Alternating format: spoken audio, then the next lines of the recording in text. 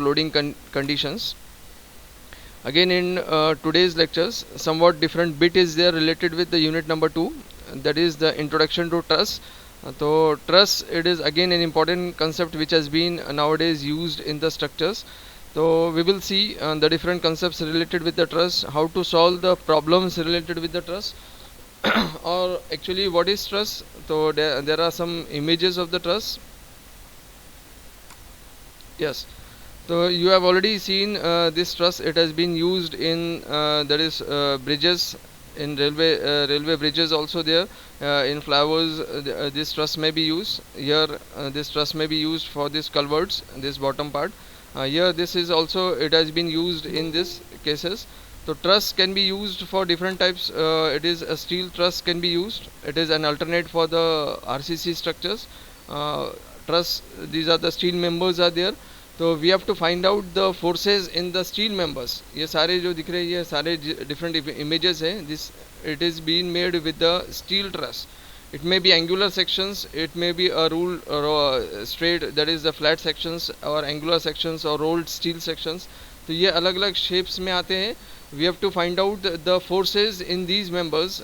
ये जैसे ट्रस दिख रहे हैं आपको, जैसा आप रेलवेज में देखे होंगे, फुट ओवर जो ब्रिज रहता है, it has been made with the help of the truss.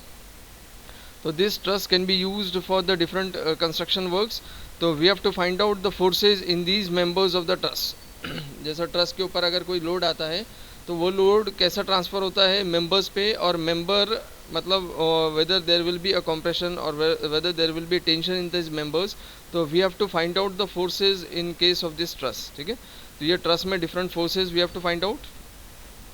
So what is a truss? So truss is nothing but a truss is an skeletal structures with hinge or ball and socket joints. It is an assembly of slender bars fastened together at their ends by smooth pin or ball and socket joints. That means there will be a hinge at the support. There may be a hinge, or it is acting as a ball and socket joints. So hinges are, or the rollers, it will be provided at the ends. So truss is nothing but a skeletal or articulated or a skeletal structures is there which is made up of steel. So we have to find out the forces in the various members of the truss. Okay, तो plain truss कैसा रहता है? A truss consisting of members which lies in a plane and are loaded in the same plane is called a plain truss. That means load and the members they are in the same plane. That means अगर जो truss रहता है उसी के plane में load भी applied होता है, तो ऐसे ट्रस को we can call this as the plane truss. A truss consisting of members which lies in a plane and are loaded in the same plane is called a plain truss. The examples for this is nothing but the roof truss or bridge truss, etc. What is space truss? A truss made up of members not lying in the same plane. That means the members and the loadings they are not in the same plane. At that time it may be called as a space truss. So the example for this truss is nothing but the electrical power transmission tower. You have seen the towers in which the various steel members are made, but the loadings are in different directions. Okay, it is not along the plane, it is in different planes. So it is an example of the space truss. Also the microwave tower is also the example for this space truss. तो these are the figures for the different truss. Plain truss ये ऐसे दिखने में ऐसा रहता है. The different inclined members are there. This different inclined members are there. Horizontal members is also there, and different inclined members are there, which is making an angle of 30 or 40 degrees with horizontal. So first, while solving this plain truss, we have to find out the angles. These are the two supports, left or right side में देखे होंगे आप arrows में. These are the two supports. So we have to find out the reactions at support A, and we have to find out the reaction at support B. And depending upon these reactions, we have to transfer, or we have to find out the forces in each members. अब ये while solving or while finding out the forces in each members, तो इसमें देखेंगे कि different members है, कुछ inclined है, कुछ ऐसा zigzag way में different inclined members are there. तो some part of these members they are in compression state, some part of these members are in tension state. ठीक है, मतलब कुछ part इसमें tension create होगा और कुछ part compression होगा. So we will see how to find out the tension in the members, or how to find out the compression in the members. उसकी sign conventions क्या रहेगा, how to calculate the tension and compression in the different members of this truss. So one by one we will find out. तो plane truss का जो figure रहता है it is in somewhat in this shape. तो ये यहाँ पे different members, ये large numbers of members are provided. In some cases small numbers of members of will be provided depending upon the conditions. ये space truss है, ये truss bridge है. These are the bridges which has been provided. और ये brace frames है. तो normally in your syllabus plain truss it has been asked, but number of members will not be as such. Little numbers of members will be there. Here the number of members is more, but in your case plain truss will be taken care, and the number of members will be restricted. ठीक है, the more number of members will not be taken care. ठीक है. Again these are the examples for the truss. ये truss के examples है. देखो ये ट्रस जैसा ये नीचे में अगर there is a river, flowing river is there, तो फ्लोइंग रिवर्स इज़ देयर. और यहाँ पे if you have to pass or there is a railway track is there, or there is a road is there from one end of the river to the other end. So in this case we have to construct this bridge with the help of a truss, okay, with the help of the steel members. Again there is an right side example top. Again there is an example for this. There is an inclined members are there. You can see the vertical, some of the members in the truss are vertical members, some of the members are horizontal members, and some are inclined members. These are the inclined members. ये सारे देख रहे होंगे आप, ये inclined members है. ठीक है. ये again this bottom figure is also there. तो inclined members is also there, and there are the horizontal and vertical members is there. यहाँ पे भी एक right side में figure देखेंगे. तो these all are the truss members. तो ये these are the examples, so these are the images for the different truss which has been nowadays commonly used for bridges. Here it has been used in the buildings also. ठीक है.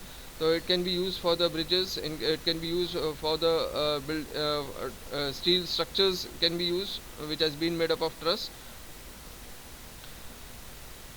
In a truss, the joints are of pin type, where ends of the members can rotate freely. However, individual truss members should not directly, it cannot be directly loaded transversely. Load shall be applied at the joints. So in this, very important is load is applied at the joints. Okay? Here the loads, it can be applied at the joints. The loads can, it is not applied at the members. It will be applied at the joints. And finally it will be transferred to the members. So here the loads will be applied at the joints. Okay? So in this truss the load will be applied at the joints. Again the example for the plain truss. The basic elements of a plain truss is 3 members. There are the different bars is there, the angle made by this inclined members. We have to find out the angle made. If it is a vertical member, so angle made by this vertical member is 90 degrees. What about this horizontal members?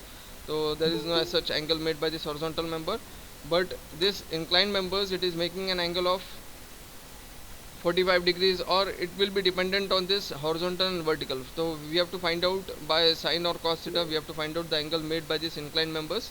So this all inclined members, we have to find out the angles.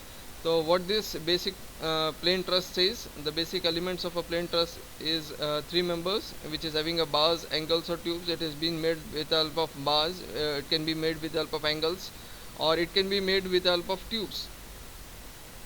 Arranged to form a triangle. So it has been arranged in the form of triangles. The different bars or different angles or different tubes can be arranged in the form of triangles, to which bar triangle 2 more members are added to locate a new joint. So here this white pins, it is nothing but the joints. So this different inclined members, it has been connected with the help of the joints. Okay. So these are the joints.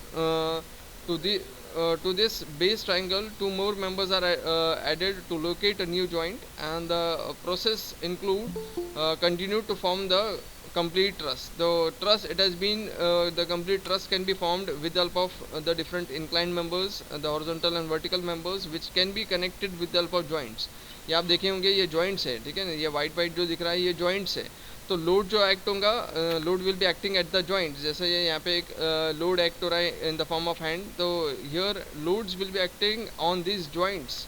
तो अब ये जैसा ये joints पे load act होंगे, तो we have to find out the transfer of this load on the joints to the members. जैसा अगर ये 10 किलो न्यूटन, अगर सपोज अगर समझो ये एक सेकेंड जॉइंट पे अगर एक्ट होता है 10 किलो न्यूटन, तो 10 में से how many members are connected to this second joint? तो 1 2 3 4. तो this 4 addition will be 10. That means this 10 kilo newton will be transferred by these 4 members, जिसमें दो हॉरिजॉन्टल मेंबर्स है, एक इंक्लाइन मेंबर है, एक वर्टिकल मेंबर है। दैट मीन्स अगर मैंने सपोज किया कि यहाँ पे सेकंड जॉइंट पे अगर 10 किलो न्यूटन अप्लाई हो रहा है यहाँ पे, तो यहाँ पे वो ट्रांसफ़र होगा कहाँ कहाँ पे, फर्स्ट लेफ्ट साइड पे, फिर right side, then incline members and then vertical members. That means addition of that will be 10। तो ऐसा अगर ये कॉर्नर पे अगर समझो 15 ऐड हो रहा है, 15 kilo newton is acting at this corner members, तो how many it will be transfer to this horizontal members and to this vertical member. तो in this way we have to find out the forces which has been transferred to this members. ठीक है, अब जब ये transfer हो रहा है तो some part it will be in compression members, some part will be in a tension members. ठीक है, अब जैसे यहाँ पे बताया कि truss is held in position by the supports, it will be held in the position by the supports, and the loads are applied only at joints. So here I have already shown the figure, the loads it has been applied on the joints. The free body diagram of the member shows that it is acted upon by the two equal and opposite forces. So we have to find out, or we have to draw the free body diagram, that is FBD for each joint. हर एक joint का we have to find out और we have to draw the FBD। जितने joints हैं आपके members में, जितने joints आएंगे तो हर एक जॉइंट का we have to find out और we have to draw the FBD। ठीक है, FBD फ्री बॉडी डायग्राम आपको ड्रॉ करना है, और फ्री बॉडी डायग्राम से base depending upon the free body diagram we have to find out the forces in the members. ठीक है, तो the hinge joints permits members to rotate with respect to each others, and hence the members are subjected to purely axial forces। ये एक मतलब hinge joints will be there which transfer or which results in the rotations and transfer of the forces in the members। अब देख जैसा यहाँ पे आप ये जॉइंट देखेंगे, ये blue mark is nothing, circle is nothing but the joint. अब ये जॉइंट के देखो अवे फ्रॉम द पॉइंट, ये ठीक है, the force is away from the point, मतलब ये जॉइंट को क्या कर रहा है, ये it is along, there is away from the point, it is pulling the joint, there may be expansion in the joint. मतलब ये कैसा है कि पुल कर रहा है अवे फ्रॉम द पॉइंट है, तो ऐसा अवे फ्रॉम द पॉइंट रहेगा। ये भी देखो लेफ्ट साइड राइट साइड में it is away from the point, that means it is exerting or there is a tension in the members। ठीक है, अगर ऐसा रहेगा तो there will be a tension in the members। ठीक है, यहाँ पे joint से away from the point रहेगा, joint से away from the point रहेगा। तो this type of forces after calculations will be the conclusion क्या रहेगा कि the forces will be in tension members. ठीक है, द टेंशन मेंबर जो भी उसकी वैल्यू रहेगी it will be positive and it will be called as the tension members. ठीक है, अब कॉम्प्रेशन में कैसा रहेगा, अगर जॉइंट के टुवर्ड्स द पॉइंट आता है, ठीक है, कॉम्प्रेस करता है, towards the point is nothing but the compression. ठीक है, तो if it is compressing the joint and the forces are towards the point, अगर मैं कैलकुलेट करने के बाद अगर उसका डायरेक्शन टुवर्ड्स द पॉइंट बनता है आफ्टर ऑल कैलकुलेशंस, तो अगर ऐसे फोर्सेज कैलकुलेट होते हैं तो we will call this as the compression members. अगर इसको अगर we will call this as the compression members. यहाँ पे भी देखेंगे अगर मेंबर्स में भी आप देखते हैं तो ये कॉम्प्रेशन ही होता है। ठीक है, अगर इसको मेंबर्स में देखेंगे तो, but we will see in the joints. तो अगर जॉइंट्स पे देखते हैं तो ये कंप्रेस कर रहा है दोनों जॉइंट्स को, तो this forces is called as the compressive force. अब यहाँ पे दिखने के लिए देखो कैसे दिखेगा, it is tension in the members, तो away from the point, away from the point. ठीक है, बट अब ये मेंबर्स पे आप देखेंगे तो कैसा दिख रहा है, ये it is compression, but actually आप जॉइंट्स में देखना चाहिए। ठीक है, जॉइंट्स में देखेंगे तो it will be in tensions. ठीक है, जॉइंट्स पे देखेंगे तो कैसा रहेगा, it will be in compressions. Joints पे देखना है आपको, जॉइंट्स पे देखना है, तो जॉइंट्स पे अगर अवे फ्रॉम द पॉइंट रहेगा तो the forces will be in a tension state, and if it is towards the point in a compression state, अगर ये कॉम्प्रेस कर रहा है जॉइंट को तो it will be in a compression state. ठीक है, next is how to find out the forces in the members, or what is the mathematical equations, or what is the equation used for solving the truss problems। ठीक है, तो this equation is very important, m plus c that is equals to 2j। ठीक है, तो ये जो equations है depending upon this equations we have to find out the numbers of unknowns, मतलब अपने ट्रस में unknown कितने हैं, with help of which we have to find out, जो उसमें मेंबर्स में अपने इक्वेशंस फोर्सेस निकालना है, टेंशन और कंप्रेशन फोर्सेस निकालना है।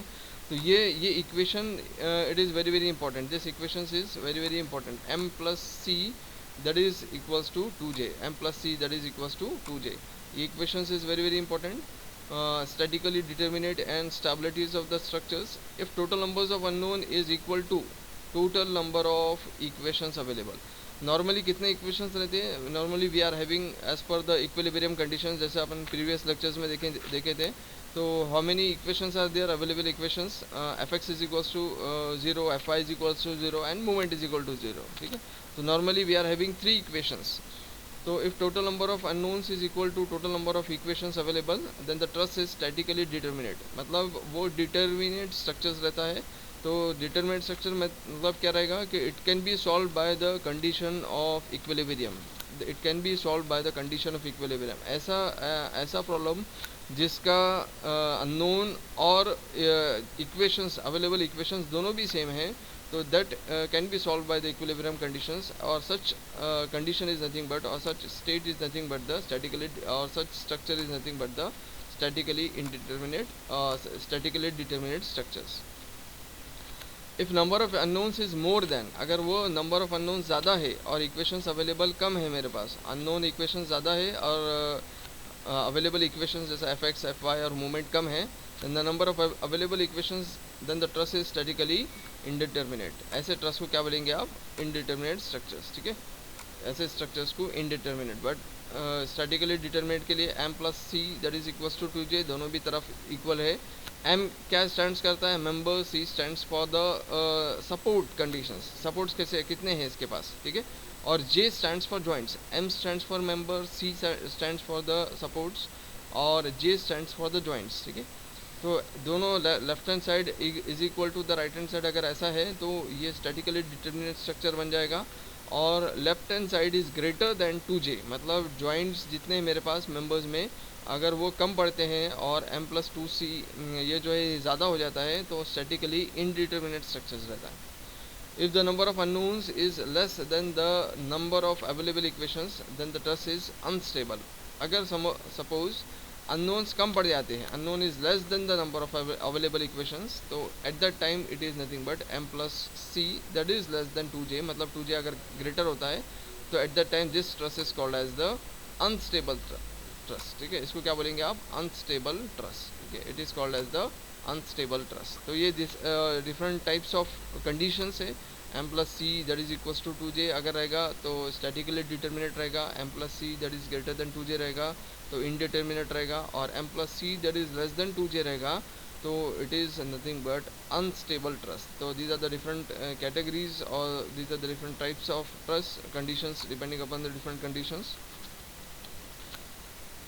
अब एनालाइज करना है अपने को ट्रस को, मेंबर्स फाइंड करना है ट्रस के अंदर. तो analysis of statically determinate plane truss. अब उसके लिए assumptions are very very important. ठीक है, depending upon the assumptions we have to find out the forces in the members. ठीक है, तो assumptions is very very important. तो what are the different assumptions while solving the statically determinate plane truss? We will solve the statically determinate. ठीक है, indeterminate structures little bit different methods use होते हैं, but in your syllabus we will find out by statically determinate. मतलब statically determinate that can be solved by the equilibrium conditions. तो आपके syllabus में statically determinate है, but अगर आपकी civil engineering branch है तो in higher semesters we will solve indeterminate structures also. ठीक है, इन स्ट्रक्चरल एनालिसिस और different subjects. So we can solve indeterminate structures, but as you are in second semester, so level is very your level depending upon the problems. So statically determinate structures we will solve the statically determinate structures. ठीक है, तो उसके लिए क्या रहेगा? m plus C that is equals to 2j. m plus C जो first condition थी वही कंडीशन के आपके प्रॉब्लम सॉल्व हो गए. m plus C that is equals to 2j first condition के लिए. सेकंड कंडीशन भी सॉल्व नहीं होगा, थर्ड कंडीशन भी सॉल्व नहीं होगा. ठीक है, फर्स्ट कंडीशन के जो प्रॉब्लम्स थे ये जो बताया था मैंने भी, तो this first condition problems will be solve in your syllabus. तो m plus C that is equals to 2j that is statically determinate structures. Okay, what are the assumptions for this? तो assumptions क्या क्या है देखो. First assumption क्या बोल रहा है? The members of the truss are connected at the ends by the frictionless hinges. That means it will be connected with the hinges. मतलब कैसे कनेक्ट होंगे वो? The members will be connected with the help of the hinges. तो hinges और rollers at the ends. ठीक है, the different members जो connect होंगे it will be connected with the help of the hinges or it can be connected with the help of the rollers. तो first assumptions क्या है? The members of the truss are connected at the ends by the frictionless hinges. The axis of all members lies in a single plane called middle plane of the truss. मतलब axis कहाँ से lie होगा? Axis हर एक member का it is lies in a single plane, ठीक है, single plane में lies होगा. That is the middle of the truss. Truss के बीच में वो axis lie होगा, ठीक है. All the external forces acting on the truss are applied at the joint. जैसे मैंने बताया था पिछले इसमें भी कि all the forces will be applied at the joints. That means the forces in the members will be applied at the joints. Joints के ऊपर ही फोर्सेज अप्लाई हो गए, ठीक है. The forces will be applied at the joints. All the external forces acting on the truss are applied at the joints. All the loads are applied in the plane of the truss. जैसा मैंने बताया था कि plane of truss क्या मतलब कि जैसा load apply होता है वैसे ही वो ट्रस के मेंबर्स रह गया. तो plane and the members and the loads applied on the truss will be along the same plane. That means it will be in the same plane. जैसा प्लेन में लोड अप्लाई होता है वैसी plane में trusses के members रहेंगे, ठीक है. That will B along the same plane. Next is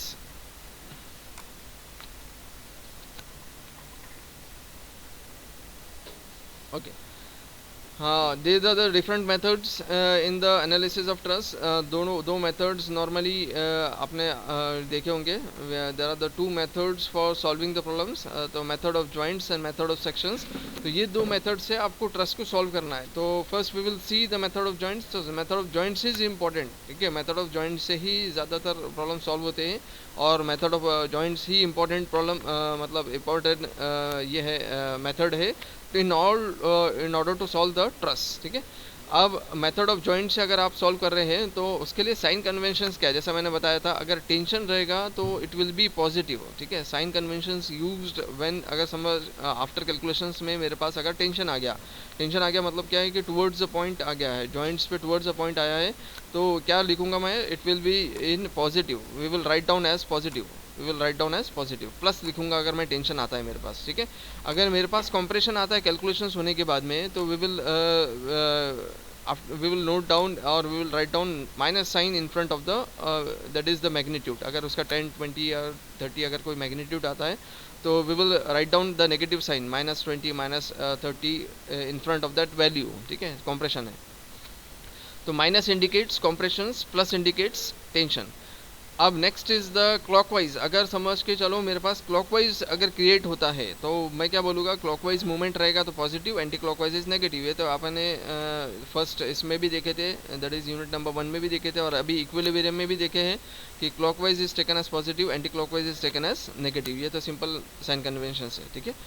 method of joints में क्या करना है आपको? Member in a joint pin joint truss has only one internal force resultant, the axial, that is the axial force. Hence the FBD of any joint is concurrent system in equilibrium. मतलब उसका FBD method of joint में क्या करना है? हर एक member का आपको FBD draw करना है. We have to draw the that is the free body diagram of each member. हर एक मेंबर का FBD we have to draw, ठीक है. अब मेथड ऑफ जॉइंट में क्या क्या यूज़ करेंगे आप? जैसा मैंने बताया था कि मेथड ऑफ जॉइंट में we have to use the 3 conditions of equilibrium. वही 3 कंडीशंस जो आपने प्रीवियस प्रॉब्लम्स में यूज़ करे थे, the same equilibrium conditions will be used in this problems, ठीक है. यही वही थी 3 कंडीशंस. कौन से 3 कंडीशंस थे इक्विलिब्रियम के? Fx is equals to 0, that is the horizontal horizontal forces is equals to 0, vertical forces, all vertical forces in the members is equals to 0 and movement is equal to 0. मतलब यही 3 condition से we have to find out the members in the truss, forces in the members of the truss, ठीक है. The support reactions of the truss are first obtain considering the 3 conditions. मतलब सबसे पहले आपको supports के reactions निकालेंगे आप ये 3 कंडीशन को लेके, ठीक है. जैसा अगर हिंज सपोर्ट है या फिर रोलर सपोर्ट है या फिर फिक्स सपोर्ट है तो ये तीनों सपोर्ट के आप रिएक्शंस निकालेंगे ये 3 कंडीशंस लेके. Fx is horizontal force is equals to 0, that is Fx is equals to 0, Fy is equal to 0. उसका क्या मतलब? Vertical force is equal to 0 and movement is equal to 0. ये 3 कंडीशन है. अब ये 3 कंडीशन से आप एक बार आपने रिएक्शंस निकाल लिए सपोर्ट पे, ए और बी सपोर्ट पे. अब क्या करेंगे, इंडिविजुअल मेंबर्स के फोर्सेस आप कैसे निकालेंगे, by considering these two conditions, ठीक है। ये दो कंडीशन से, हॉरिजॉन्टल वर्टिकल फोर्सेस के कंडीशन से आप रिमेनिंग मेंबर्स में फोर्सेस निकालेंगे, ठीक है। ड्रॉ करेंगे एफ बी डी, और Fx is equals to 0 and Fy is equal to 0. That means all horizontal force is equal to 0 and all vertical force is equal to 0. ये condition से आप क्या करेंगे, मेंबर्स निकालेंगे, फोर्सेस इन द मेंबर्स निकालेंगे, ठीक है। The analysis is continued with the next joint. ऐसा करते करते आपके जितने जॉइंट से मेंबर्स में और जितने जॉइंट से ट्रस में, वो सारे जॉइंट्स को सॉल्व करेंगे ये दो कंडीशन से, ये दो कंडीशन से, Fx is equal to 0 and Fy is equal to 0, ठीक है। अब ये देखो आप, जैसे एफ बी डी हर एक जॉइंट का ड्रॉ कर रहे हैं। जैसा ये जॉइंट ए है, ए जॉइंट है जिसमें दो फोर्सेज है, देखे एक फोर्स ऊपर की तरफ जा रहा है और एक फोर्स येलो कलर में नीचे की तरफ जा रहा है। That means vertical force will be balanced bye vertical force, upward force will be balanced by the downward force. That means अगर ये हॉरिजॉन्टल मेंबर आता है ट्रस में, तो क्या होगा, वो ट्रस का horizontal member will be considered as 0, मतलब वहाँ पे कोई वैल्यू नहीं आएंगी। क्यों?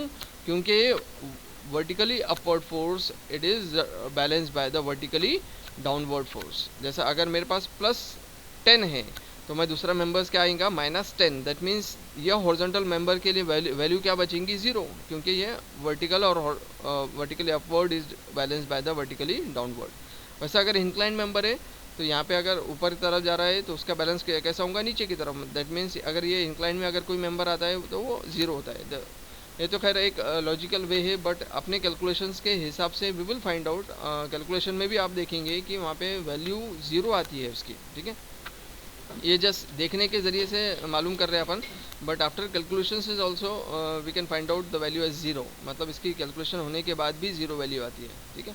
अब जैसे यहाँ पे कोई लोड अप्लाई नहीं है, ए ज्वाइंट पे कोई भी लोड अप्लाई नहीं है, ऊपर की तरफ भी नहीं, राइट साइड भी नहीं, लेफ्ट साइड भी नहीं। दैट मीन्स क्या होगा, ये दोनों हॉरिजॉन्टल और वर्टिकल मेंबर क्या बन जाएंगे इसके, 0। वैसे ये इंक्लाइन मेंबर्स के 0, वैसे ये दोनों जो एक 45 और 30 डिग्रीज पे जो मेंबर्स है इसके भी क्या हो गए, 0 हो गए, क्योंकि यहाँ पे कोई लोड ही अप्लाई नहीं हो रहा है, ठीक है।